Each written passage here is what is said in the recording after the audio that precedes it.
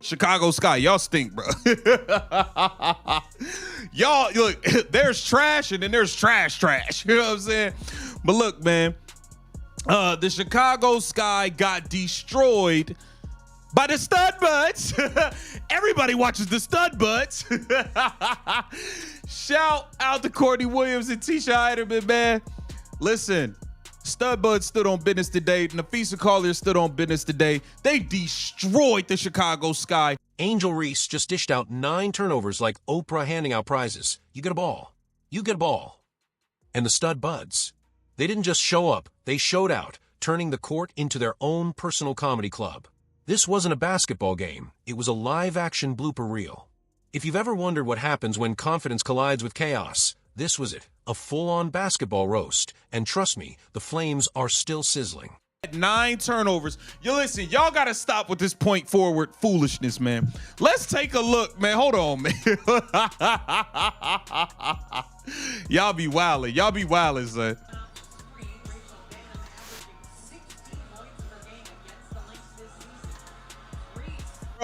Bruh, come on, man. Y'all gotta stop. Y'all gotta stop, yo. Y'all gotta stop. 1 turnover shy of a triple-double. Yeah, you read that right. Angel Reese was flirting with basketball history, but not the kind you brag about or hang on the wall. This was the kind you bury deep and hope no one ever digs up. 9 turnovers. 9.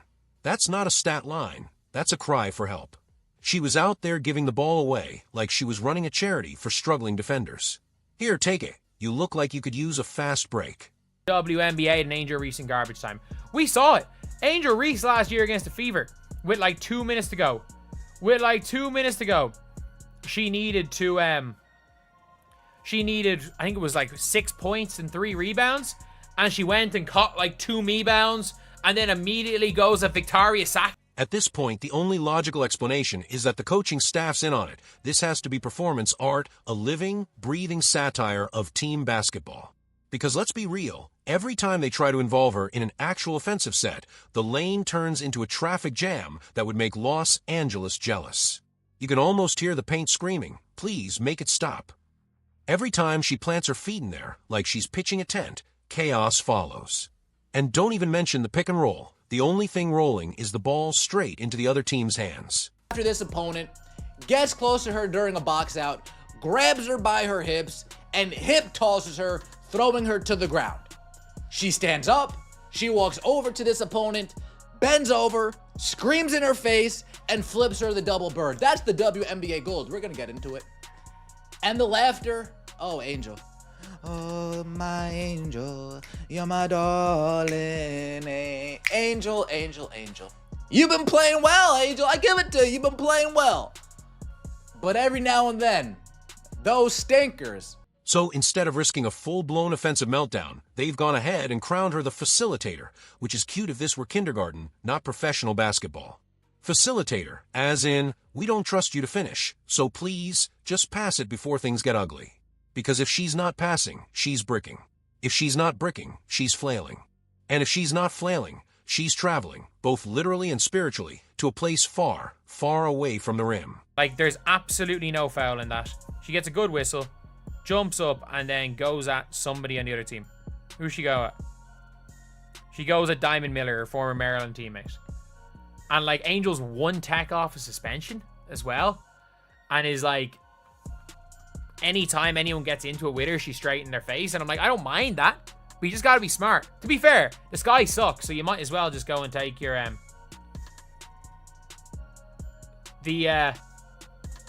I'll say it. It's gone beyond just a bad game at this point. This is the basketball equivalent of a government cover-up. Nobody wants to say it out loud, but everyone's thinking it. Reese has been awful. Not off-night awful. Not rookie adjustment awful. We're talking why is she still on the floor awful. There are garden gnomes with better footwork and scarecrows with steadier hands. Yet there she is, gumming up the offense like a wad of chewed-up gum stuck in a vending machine slot. But bench her?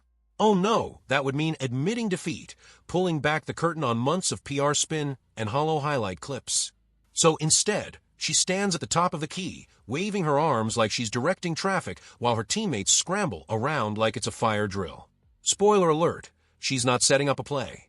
The only thing she's setting up is the next clip for the blooper reel. Sure, the ball's going somewhere, just usually to someone wearing the wrong jersey. She was turning her season around. Just when I thought Angel Reese was graduating from pretend basketball player to make-believe basketball player, the level where it's almost believable that Angel Reese is a basketball player. Just when I thought Angel Reese would pull through in the clutch and do America a favor.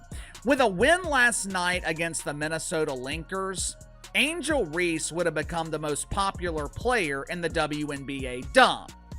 Well, KC, that's simply not possible. Caitlin Clark will always be. And the worst part? You can see the team adapting to her flaws in real time. Watch the spacing. Teammates hesitate to cut anywhere near her, like they're avoiding a black hole. No one wants to be the next victim of a wild pass, a late screen, or a surprise dribble off the foot. They're not running plays anymore. They're running for their lives.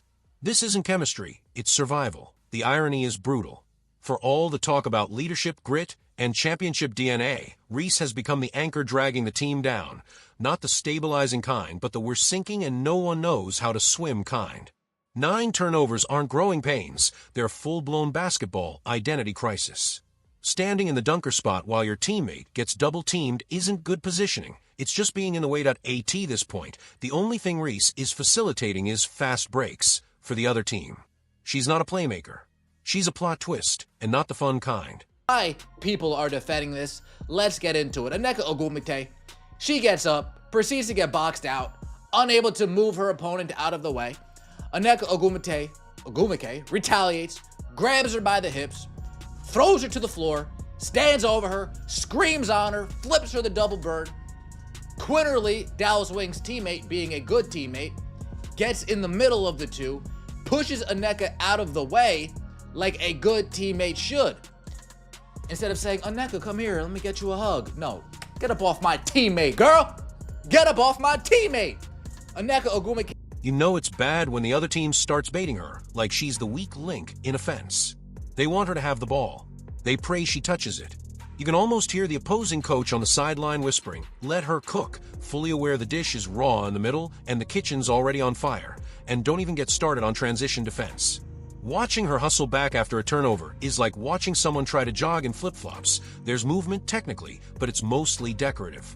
Her body language says it all. Frustration without urgency. Intensity without focus. Vibes without results. Which brings us back to the coaching staff, because they know.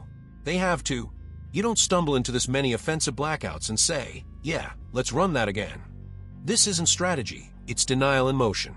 They've taken the path of least resistance, call it development, use her as a decoy, and pray no one checks the box score. Yet the facade keeps rolling. Press conferences filled with empty platitudes and social media highlight clips that conveniently cut right before the turnover. Angel Reese would have surpassed the Rue from Waterloo in popularity.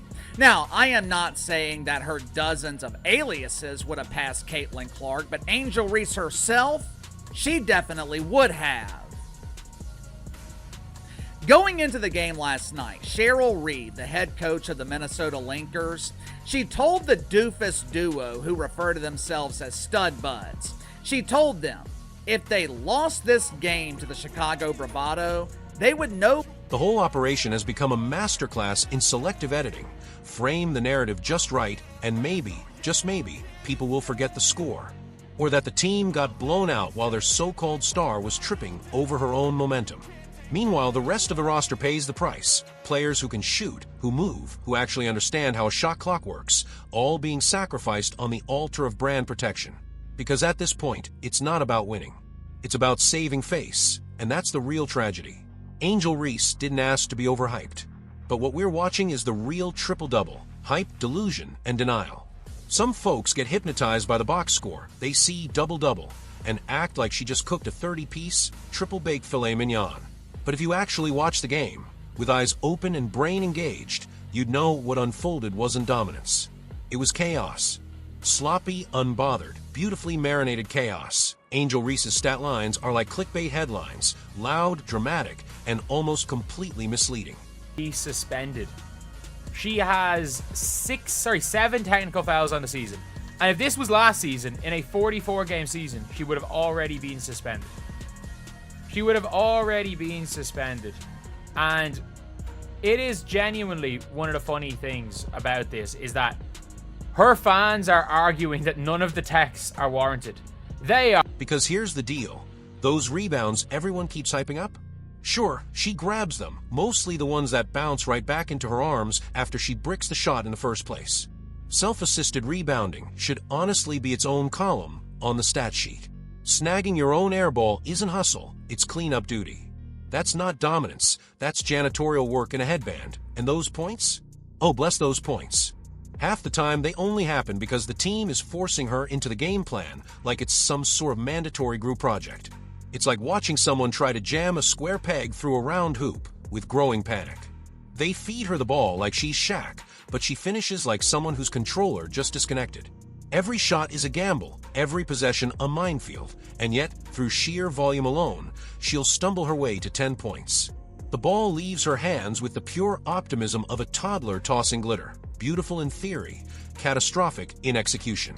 You can almost hear the opposing defenders whisper, "Thank you," every time she makes another visionary pass straight into traffic. Angel Reese, the most toxic player in all of basketball, is out here slapping clipboards out of her coaching staff's hand because she's so mad her team committed a foul in the crunch after she shot 15 free throws this game. This is the lowest of the low disrespect that you can show to your coaching staff. She's trying to get y'all locked in, worried about the next play, and you so toxic with your terrible, awful attitude that you slap the And somehow, despite all of this, she's still being paraded around as the face of the league.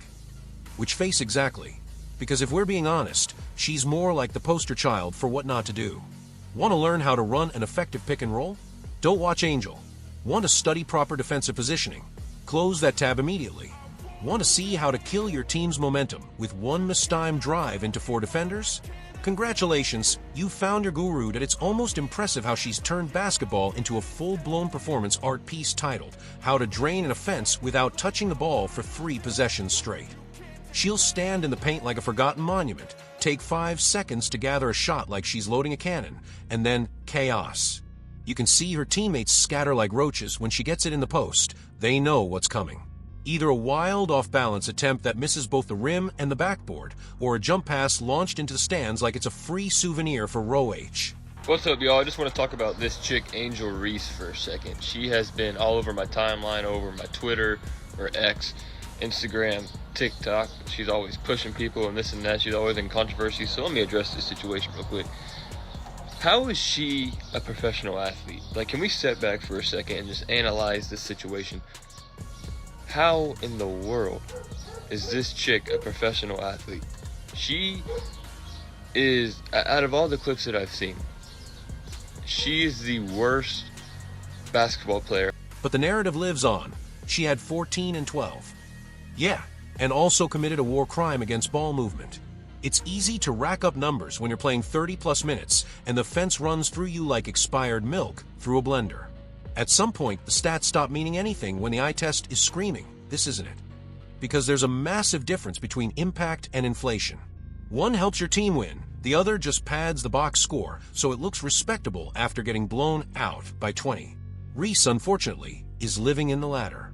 Her game is the basketball version of empty calories, filling but not nourishing. You might think she's eating, but it's really just a plate of styrofoam stats with a side of hot air. And then there's the attitude. The celebrations after a layup when the team's down double digits. The trash talk after a free throw while the scoreboard's flashing red. It's like watching someone throw a birthday party on the Titanic. Self-awareness, not found. Swagger is fun when it's backed by buckets, but when you're out there laying bricks like a one-woman construction crew, the flexing starts to feel more like parody than power. She plays with the confidence of a seasoned vet, but the fundamentals of someone who just discovered basketball through TikTok drills. About Angel Reese. Yeah. You called her garbage compared to Caitlin Clark. Yes. Okay. Yes. I love black people. Mwah, mwah, mwah, mwah. But I think sometimes we do play the race card too much. This ain't racial. This is about sports. This is about athletic ability. You know what I'm saying? And when you look at Caitlin Clark's game, who's very reminiscent of a Steph Curry based on her range and shooting the three, plus everything else she does. And then you look at And look, swagger's great. Confidence is part of the game. But there's a fine line between having an edge and living in full-blown delusion. Right now, she's starring in her own motivational poster, except the quote says, "Shoot your shot, even if you miss the rim entirely, and turn it over 5 times in a row." What makes it worse is how commentators twist themselves into knots trying to justify it. She brings energy. So does a car crash. She has a presence. So does a traffic cone. Presence only matters when it actually contributes to something, not when it's just existing loudly on the court, clapping after a foul, or flexing after missing a layup. It's the great delusion, the myth of impact without results. Under the spotlight, every misstep turns into a meme, and every game becomes another blooper reel entry. Yet somehow, she keeps getting the minutes, the touches, and the spotlight. Meanwhile, her teammates are left to silently adapt, caught in her gravitational pull. She's become the basketball sun, bright, loud, and burning everything around her. Because as long as the numbers look decent, the machine keeps spinning. But Angel Reese gotta be the worst basketball player ever. She's the worst basketball player ever. Like, do y'all guys don't understand this? She only made 2 points with 12 rebounds. She missed a couple of shots and she missed a rebound, bro. She only made 12 rebounds. Not 1, not 2, not 3, not 4, not 5. But sooner or later, it all catches up. The turnovers pile up. The shot selection gets worse. The fake hustle starts to look exactly like what it is, fake. And the fans who actually watch the games, not just scroll the highlights, begin to see the truth. Those box scores? Fool's gold. Hype doesn't win games. And sometimes the so-called face of basketball is really just the mask covering a hot mess of missed layups and tragic footwork. So yeah, keep hyping up that 14 points, 12 rebounds masterpiece. Just don't look too closely at the 9 turnovers, the clogged lanes, the lost possessions, and the confused teammates wondering what planet the offense just went to.